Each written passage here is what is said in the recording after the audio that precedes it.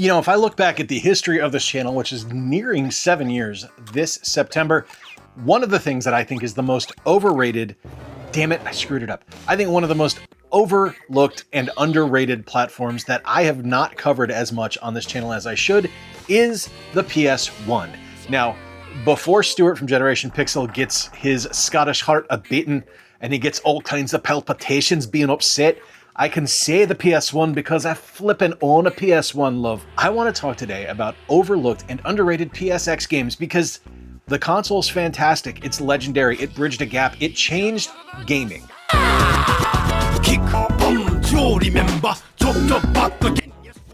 Well, I'm going to kick things off with what is my favorite rhythm game on the PlayStation, and that is Jammer Lammy. Now, I know a lot of people really do love this game, and I know a lot of people really do appreciate this game, but I wanted to put it on this list because I think so many people immediately go to Parappa as the ideal perfect rhythm game on the PlayStation that they just forget about poor Lammy here, and I think that's a shame because this game's amazing. First off, you have a completely different mix of music. So, like, obviously, Parappa is primarily about rap, and Jammer Lammy is primarily about rock. And it just, I don't know, it's different enough, and Lammy is charming enough and interesting enough that I actually think this is just a better game overall. It's essentially the same thing, right? Like, it's not breaking any molds here that weren't already set up by Parappa. There's silly songs, you have to play the rhythm to it to make sure that you're hitting all your notes and making sure you're getting the highest score possible. Like, I had already played Parappa, so I was already precluded to like this one, but getting it, I liked it even more than what I had enjoyed with Parappa. So yeah, I love this one. I never hear anyone talk about it. Like, every once in a while, I'll see something crop up where someone will mention it. Like, there was actually a shirt released, I want to say, on the Yeti a couple of months ago that I picked up featuring Lammy, but it's just one of those things where someone will suddenly remember it, and then it'll flit away to the ether again, and I'll never hear about it for another, like, year or two, so... yeah, just wanted to give it its flowers. I think it's a fun game.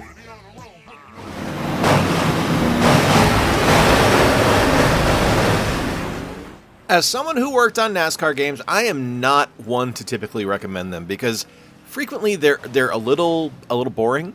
They're not exactly the most exciting racing games out there. They're very formulaic, but I gotta give NASCAR Rumble its props here because this is an over-the-top, ridiculous kart racing style NASCAR game that just works, man. It's fun. So you've got a field of drivers that you can choose from. It's typically 1v6, so it's like a 6-person heat as opposed to the 43 cars that you get in a normal NASCAR race, and that's good because these games are chaos incarnate. This is basically what if NASCAR was Mario Kart. It's NASCAR. NASCAR. There we go. It's great though. It's awesome. The courses are different enough that they're enjoyable. Like, they're not just turning left, like it's not just NASCAR at Talladega. They're actually like imaginative courses. It's well designed. The models look great for a PlayStation 1 game. Like, I would actually argue that these look better than some of the games that we put out when I worked at EA. Now, that's not true, obviously, but the texture work is great for something as old as the PlayStation is. The gameplay is solid. The physics are questionable, I will say that. They are a little bit... We'll call them a suggestion and not necessarily a law, but it's definitely something that is fun and different and just uses the license brilliantly for NASCAR. Like, this is ridiculous. It's over the top. It's silly. There's power-ups. It's nothing you would ever see in a NASCAR race, like in real life. And like, maybe we need to add that to make them more exciting. I don't know, but it's just a brilliant video game and absolutely worth picking up and a ton of fun to play.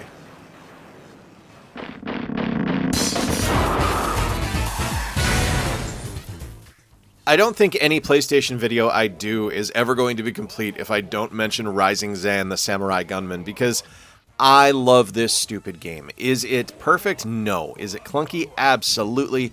And I maintain my stance from years ago that this game was a generation too early, because I honestly think this would be a massive franchise akin to Devil May Cry if it had released on the PlayStation 2. Now, is that a big statement? Yes, it absolutely is, but I actually have some reasoning behind why I think that. First and foremost, the original Devil May Cry was built on Resident Evil engine, so it's got the clunky tank controls, and you actually have to deal with that in Rising Zan as well, so there's a similarity there. The kind of like swashbuckling action from Devil May Cry is present here as well. It's just a generation early and doesn't look as good as it did on the PlayStation 2. The kind of graphical fidelity and the movement and pacing of the game is a little bit slowed down because of the system limitations and would have been served incredibly well by the PlayStation 2.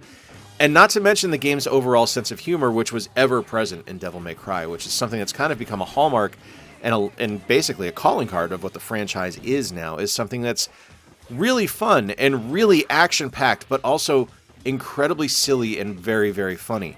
And that's before I even talk about the intro song, which is amazing. And I'm going to end this part of the video by letting you listen to a little bit of that song right now.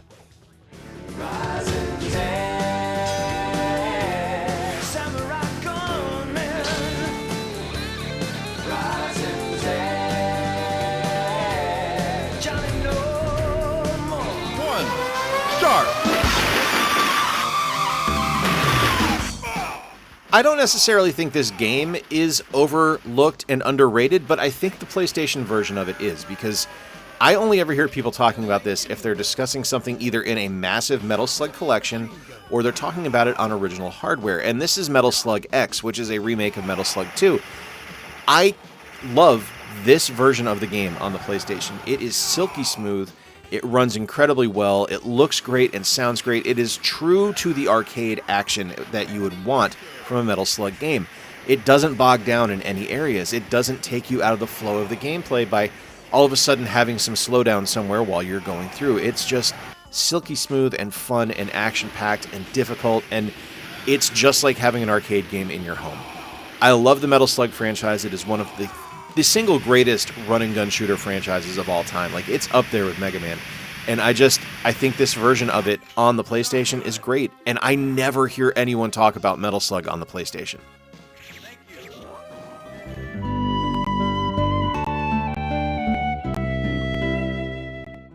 This one might get some question marks because this is Chrono Cross. And a lot of people know the brilliance of Chrono Cross, but I think a lot of people also immediately write it off because it's not Chrono Trigger. And there's some logic behind that. Chrono Trigger is a once-in-a-lifetime game. It was lightning in a bottle. It is a perfect video game experience. And a lot of people were looking for something equal to what they experienced on the Super Nintendo with Chrono Cross. And instead they got something that's a little bit more drawn out and a little bit more ambitious, but not necessarily as polished as what we got with Chrono Trigger, I believe.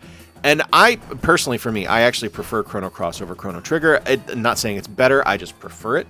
I think the music in the game is some of the best ever laid down for a video game. I think the characters are memorable, the gameplay is fun. It is something that, to me, is a great game. But for so many folks, because it wasn't Chrono Trigger, and because it wasn't a one-to-one direct correlation sequel to Chrono Trigger, they kind of wrote it off, and they don't really pay much attention to it, and I think that's a shame. It's a little bit clunkier than the original, I will admit that, and there's definitely some things that it does that are ambitious while not necessarily being as well thought out or well conceived as what we experienced with Chrono Trigger. Like, I think going for as many characters as they did was an error, because we had kind of a perfect party balance with Chrono Trigger that trying to expand upon that in Chrono Cross wasn't really well served and didn't really reflect perfectly upon what the game was capable of. But I do love it, and I still really enjoy it, and I was excited that we got the Radical Dreamers edition on the Switch. I just think a lot of people overlooked this original on the PlayStation, and I do think that's a shame, because no matter what, it was never going to equal Chrono Trigger. But I think it stood on its own, and I think it made itself a really, really solid title in the long run. Face off at center ice. Brandberg. Let's talk about NHL Open Ice, which is the PlayStation port of an arcade game, which was kind of Midway's answer to NBA Jam for the NHL. This is such a wonderful game. I had never played this until the Louisville Arcade Expo earlier this year. You can see that video linked on screen right now. What an incredible convention. If you're in the Louisville, Kentucky area, be sure to go, because they've just run an incredible show there. It's a fantastic, fantastic event. And this is just a great game. This is just a wonderful game. It's as simple as it gets. It's 2-on-2 hockey with goalies on each side, and you play. That's it. It's just like NBA Jam, and I absolutely love it. It's over the top, it's ridiculous, it's loud, it's aggressive, it's fun, and that's really all it needs to be, right? Like, it doesn't have to be anything beyond that. It's just something where I can pop it in, I can have fun for 10 minutes, and I can turn it off, and I'm good to go. Great game.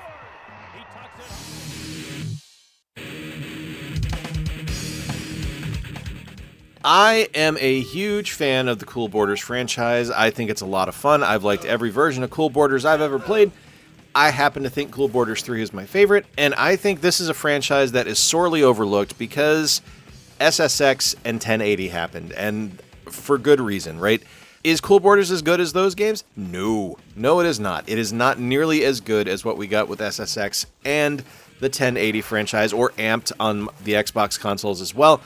It's just a good, fun snowboarding franchise. This is actually the first snowboarding franchise series I had ever played. I loved every single one of the entries in the series, but when SSX came out, and Amped came out, and 1080 came out, it exceeded everything that Cool Borders did, and people just forget about this franchise entirely. It's a really interesting kind of footnote in the extreme sports world as far as video games go, because so many people just don't even remember it exists, and it's weird, because for a long time, 989 Sports was the sports developer for video games, especially on the PlayStation, and I never hear people talk about it anymore, and I think that's a shame. They're still fun. Like I said, they're not as great as series that came after it, but they're still a really good time.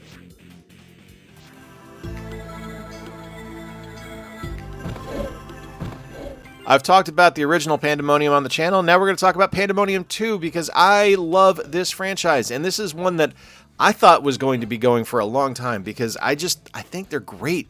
They're simple, deceptively simple, I would say. But the gameplay is just strong. It's just wonderful. It's a running platformer that you have to collect things on and to get to the end. That's it.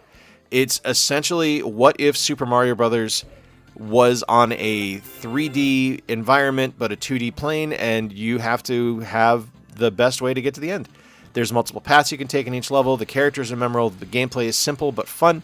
It's the perfect kind of video game, right? Like, it doesn't try to do too much with an already existing kind of genre or setup from the original game. It just tweaks it a little bit to make it a little bit different and a little bit more intriguing. I just really enjoy this one. I really enjoy this franchise. I don't know a lot of people that have played it. I've heard people say that they enjoy it, but I never really see it mentioned anywhere, so I want to give it its flowers where I can. Really, really love this one. Ready, fight! Star Gladiator is the original game in the Plasma Sword franchise. So this is the one that released on the PlayStation. We eventually got the sequel on the Dreamcast, and I really enjoy this one. So this is a game that Capcom had developed originally because it was going to be a Star Wars fighting game, and then I guess LucasArts backed out, and they were kind of stuck with what they had built. So they turned that into their own kind of version of a sci-fi fighting game, and it works. I mean, there's a reason that the main character, Hayato, has a lightsaber. It's because it was probably supposed to be Luke. I just love this concept, and I love the idea of this fighting game, and I love that this is a better version of a Star Wars fighting game than the Star Wars fighting game Masters of Terras Kasi that we got, which I also like and has its inherent charms, but it is deeply flawed and poorly executed. The gameplay, though, in Star Gladiator is solid. It's fun. It's a little bit like Toshinden. It's kind of an arena fighter. The gameplay is wonderful, though. The characters are memorable and well-designed, and it's just a good time. Like, this is something where, while I do think that Plasma Sword does it better, and I think it's probably better playing and runs better on the Dreamcast than what we get with Star Gladiator on the PlayStation, still really, really fun title here with the original release, and something that I don't know a lot of people that have played this one. Like, so many people gravitated towards stuff like Toshinden and Tekken, and they just didn't play this one, and that's a shame. It's a really solid title.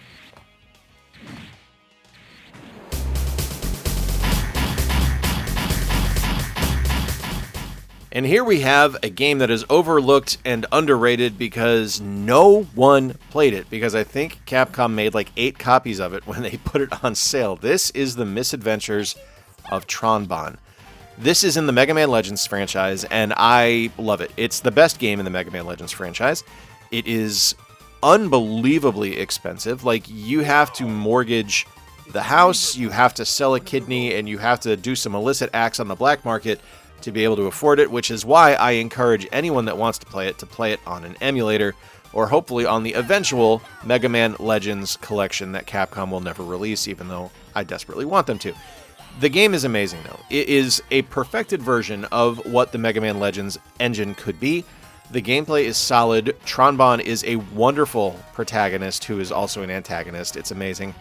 The game is just wonderful. It's such a charming and just delightful game that is so rare to find in a franchise that is so just like completely tied to a legacy character like Mega Man. This is just an amazing game from top to bottom, and something that I wish more people had had the opportunity to play. Kind of like what I felt like with Suikoden 2. Before we had the HD remasters, the game was almost prohibitively expensive for people to play, and that's what this one is too. So yeah, I strongly urge you to emulate it, try it out, enjoy it, and discover the inherent charm that is Tron Bonne and the Serve bots. 10 overlooked and underrated PSX games, and I hope that you guys enjoyed this one. I hope you guys dug this one. If you enjoyed it, please check out the link on screen right now for looks at other overlooked and underrated games. I think there's some really great games in those playlists as well. And hey, let me know what you think. What are your most overlooked and underrated PS1 games? I'd love to play them. If you enjoyed today's video, give it a thumbs up. If you really enjoyed it, consider subscribing. And until next time, remember to play more games, stay square, and take care, laddie.